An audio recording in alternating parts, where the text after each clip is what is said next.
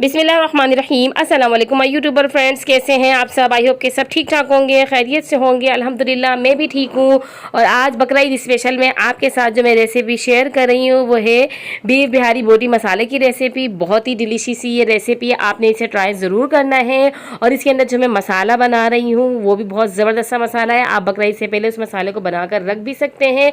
तो इसलिए आपको वीडियो पूरी देखनी है, एंड तक बिना स्किप किए। कोई भी चीज़ आपने मिस नहीं करनी है। वीडियो अच्छी लगे तो इस वीडियो को लाइक करें, अपने फ्रेंड्स एंड फैमिलीज़ के साथ इस रेसिपी को शेयर करें। और अगर अभी तक आपने मेरे चैनल को सब्सक्राइब नहीं किया है तो जल्दी से मेरे चैनल को सब्सक्राइब कर दें, साथ ही बेल आइकन को भी प्रेस करें ताकि मेरी हर आने वाली वीडियोस का नोटिफिकेशन आप तक जल्द से जल्द पहुंच सके, ताकि आप भी ऐसी ज़बरदस्त सी रेसिपीज़ अपने घर में बनाएं और अपनी ईद को मज़ीद इंजॉय करें और अच्छी बनाएं, अच्छे अच्छे खाने बनाकर। तो चले अब हम रेसिपी स्टार्ट करते हैं। तो सबसे पहले हमने एक मसाला तैयार करना है। तो एक पैन ले लिया है, उसके अंदर हमने कुछ मसाले ले लिए हैं। साबुत धनिया ले लिया है 1.5 टेबल स्पून, ज़ीरा ले लिया है सफ़ेद ज़ीरा 1 टेबल स्पून, साबुत लाल मिर्चें ले लें 7 से 8, और काली मिर्चें ले लें 7 से 8, और लौंगे ले लें 3 से 4, और एक बड़ी इलायची 4 से 5 सब्ज़ी इलायची, 2 दालचीनी स्टिक के टुकड़े, थोड़े से जायफल और एक जावित्री का फूल ले लें। इन सारे मसालों को हमने ड्राई रोस्ट करना है ताकि इनका जायका निकल कर आए। और साथ ही हमने ले लिए खसखस के 2 टेबल स्पून, इसको अच्छे से हमने साफ़ कर लिया था। उसके बाद इन सारी चीज़ों को हमने रोस्ट करना है। 3 से 4 मिनट इनको अच्छे से रोस्ट करेंगे, चमचा चलाते जाएं वरना मसाले जो हैं एक साइड से जल जाते हैं। तो इसलिए आपने इनको चमचा चलाते जाएं। और अब हमने चूल्हे की फ्लेम ऑफ कर दी है। अब इसके अंदर 2 टेबल स्पून इसके अंदर मैंने भुने हुए चने डाल दिए हैं। पीसने में आसानी हो जाती है, थोड़े और क्रिस्पी से क्रंची से हो जाते हैं तो पीसने में आसानी हो जाती है, वरना आप चाहें तो इनको ऐसे ही पीस सकते हैं चनों को। तो अब हमने इसको पहले एक प्लेटर में निकाल के ठंडा कर लिया है। उसके बाद अब आपने इसको पीस लेना है। किसी भी तरीके से आप पीसना चाहे पीस सकते हैं। तो इसके अंदर हमने पहले डालेंगे 1 टेबल स्पून, हमने इसके अंदर पिसी हुई लाल मिर्च ले ली, थोड़ी सी टाटरी, और हमने इसके अंदर नमक शामिल कर दिया है मसाले के हिसाब से। 1 kg के हिसाब से ये मैं मसाला बना रही हूँ। और अब इसको अच्छी तरीके से हमने पीसना है, बिल्कुल बारीक। तो ये देखें, अब इसको बिल्कुल बारीक मसाले को हम पीस लेंगे। बहुत ज़बरदस्त सा ये मसाला हमारा तैयार हो जाता है। तो आप इसको ऐसे भी बना के एयर टाइट कंटेनर में, जार में रख सकते हैं। इसको ये देख सकते हैं आप कितना खूबसूरत सा इसका कलर है और इतनी लाजवाब सी इसके अंदर से खुशबू आ रही है। तो आप इसे बना के पहले से ही बकरा ईद में के लिए रख सकते हैं ताकि आपको ईद में ज़्यादा मेहनत ना करनी पड़े, आपका बना हुआ मसाला मिल जाए।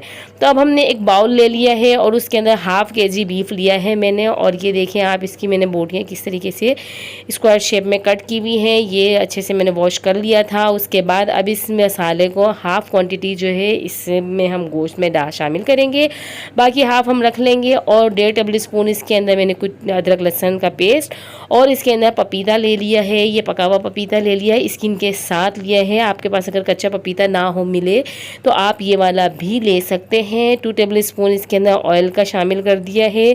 और ½ प्याली मैंने दही की इसके अंदर शामिल किए है। दही थोड़ा खट्टा है और अच्छा लगता है इसके अंदर खट्टा दही। और इसके साथ ही इसके 2 मीडियम साइज़ के प्याज मैंने उनको फ्राई कर लिया था, वो इसके अंदर मैंने शामिल कर दिए।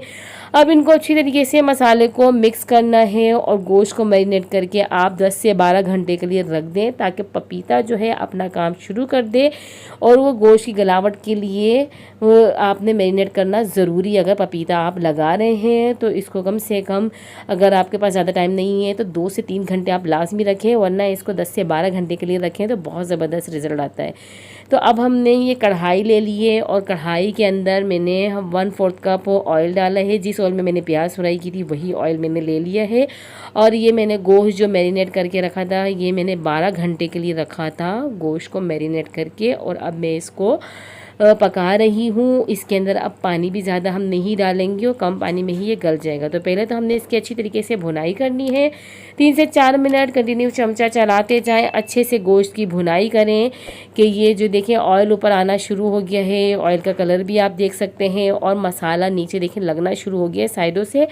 और अब हम इसके अंदर पानी डाल देंगे। तो मैंने छोटी प्याली है मेरी, यही मैंने 1 प्याले भर के इसके अंदर पानी डाल दिया है। और अगर गिलास के हिसाब से देखें तो 1/4 ग्लास ले लें आप और वो इसके अंदर डालें। और फिर इसके बाद इसको लो फ्लेम पे हमने 30 मिनट के लिए पकाया है। पानी इसका ड्राई हो चुका है, गोश्त अच्छे से गल चुका है। बहुत ही ज़बरदस्त लग रहा है, खुशबू बहुत ही अच्छी आ रही है, लाजवाब सी। अब इसके अंदर हमने कुछ नहीं करना है क्योंकि हमारे जो बोटियां हैं अच्छी तरीके से गल चुकी है, मसाला भी इसका ज़बरदस्त सा बन चुका है। बस अब इसके अंदर हम देंगे स्मोक क्योंकि इसकी अब इसमें कमी है। तो बस देखिए मैंने कोयले को दहका लिया था और मैंने छोटी सी एक प्लेट रखी, उसके अंदर कोयले को दहका लिया था, उसको रखा और ऑयल डाल दिया और ज़बरदस्त सी खुशबू इसके अंदर आ गई है। 2 मिनट के लिए हमने इसमें स्मोक दिया है और उसके बाद हमने कोयले को इसमें से निकालना है। ज़बरदस्त सी हमारी बीफ बिहारी बोटी मसाला रेसिपी तैयार है। तो कैसी लगी आपको ये मेरी रेसिपी, आप मुझे ज़रूर बताइएगा। और ऐसे ही मेरे चैनल के साथ जुड़े रहें, मेरी वीडियोस को देखते रहें, मुझे सपोर्ट करते रहें और वीडियोस को आगे भी बढ़ाएं, अपने फ्रेंड्स एंड फैमिलीज़ के साथ शेयर करें। और बकरीद के हवाले से मज़ीद अच्छी अच्छी सी रेसिपीज़ लेकर आती रहूँगी। इसके लिए आप मेरे साथ जुड़े रहें, मुझे दुआओं में याद रखें, अपना ख्याल रखें, अपने आस पड़ोस का ख्याल रखें, इर्द गिर्द के माहौल को साफ़ सुथरा रखें क्योंकि माहौल तो हमसे ही बनता है। अगर आप सही होंगे तो सारी चीज़ें खुद ब खुद सही होती चली जाती हैं। तो ऐसे ही मुझे दुआओं में याद रखें, सपोर्ट करते रहें और अगली वीडियो तक दीजिए मुझे इजाज़त। अल्लाह हाफ़िज़।